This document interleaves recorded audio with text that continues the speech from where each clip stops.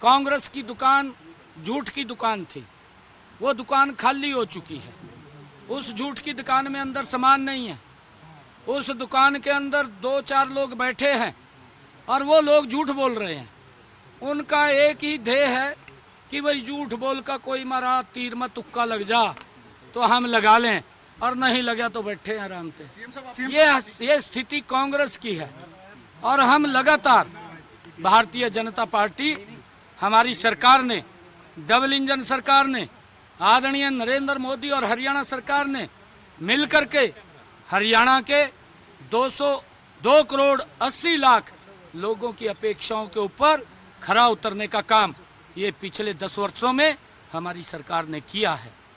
मुझे खुशी है, चाहे योजना बना करके एक योजनाबद्ध तरीके से हर वर्ग को सरकार की योजना के साथ जोड़ने का पूर्ण प्रयास किया गया, उसका लाभ पहुंचाया जा रहा है।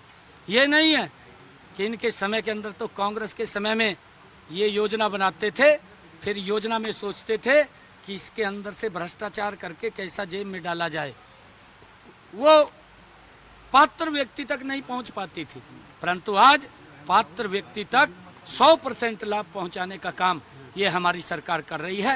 इसका लाभ हरियाणा आपका है, लेकिन मंच पर जब आप थे तो लोग लगातार कह रहे थे कि लाडवा से आइए, ऐसे सजेशन हर जगह से मिल रहे होंगे। आप क्या विचार कर रहे हैं? चुनाव आ ही गया, किस तरीके से देखते हैं? नहीं, देखिए, काफी जगह से लोग इस बात को लेकर के बोल रहे हैं कि हमारे यहाँ से चुनाव लड़ा जाए, हमारे यहाँ से चुनाव लड़ा जाए, क्योंकि हरियाणा प्रदेश हमारा पूरा परिवार है।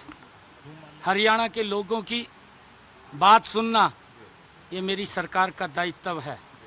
मैंने पहले भी कहा था, क्योंकि मुझे कुछ समय मिला और उस समय के अंदर हमने आदरणीय मनोहर लाल जी की नीतियों को दुरुस्त करते हुए उनको लोगों तक मजबूती से और गति से पहुंचाने का काम किया है।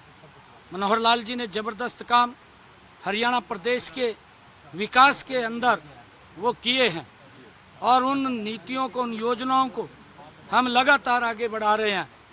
और आज उसका परिणाम है कि हरियाणा प्रदेश के अंदर आज जन जन की एक ही आवाज़ है, वो इंतज़ार कर रहे हैं, 1 तारीख का इंतज़ार कर रहे हैं। 1 तारीख को जब चुनाव होगा और 4 तारीख को जब रिजल्ट आएगा, भारतीय जनता पार्टी बहुत बड़े सीटों के साथ तीसरी बार हरियाणा में सरकार बना रही है। कांग्रेस को तो, क्योंकि मैं ये कह रहा हूँ, इनकी दुकान और इनकी नींव वो झूठ के ऊपर खड़ी है। झूठ के ऊपर खड़ी हुई दुकान और नींव वो लंबे समय नहीं चलती। अब लोगों के सामने कांग्रेस के झूठ का पर्दाफाश हो रहा है, और जब पर्दाफाश हो रहा है तो ये बड़खड़ा रहे हैं। ये कभी कुछ बोलते हैं, कहते हैं कहा तो घोषणा होगी, और कभी बोलते हैं कि बेरोजगारी बढ़ गई। अरे भाई, हम अपनी सरकार में भी देख लो कि इतना रोजगार दिया, खाली कहने का कोई सहारा थोड़ी लगा।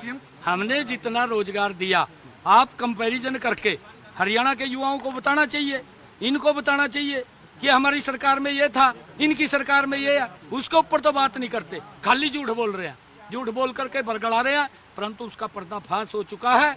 अब कांग्रेस की तो आपस की लड़ाई है, आपस में वो द्वंद्व चल रहा है उनका कि कौन किसके हक में कितनी सीटें आएंगी, उसको लेकर के इनका द्वंद्व चल रहा है। इनको ये नहीं है, प्रदेश के लोगों का सरोकार नहीं है, ये तो एक लूट की भाव से ये इनकी सोच है कि हम भ्रष्टाचार करके प्रदेश को उन योजनाओं से वंचित करेंगे जो योजनाएं हमने चलाई। Bhupendra Singh Hooda non Jat vote bank को टारगेट कह रहे हैं कि प्रवासियों के लिए वेलफेयर बोर्ड बनाएंगे, अगर सरकार बनती है विस्थापित पंजाबियों के लिए जो है वेलफेयर बोर्ड बनाएंगे, तो नॉन जाट वोट बैंक जो है उसको टारगेट करने की कोशिश कर रहे हैं। ये भूपेंद्र हुड्डा ही है जिसने पंजाबियों के बारे में क्या क्या शब्द नहीं बोले।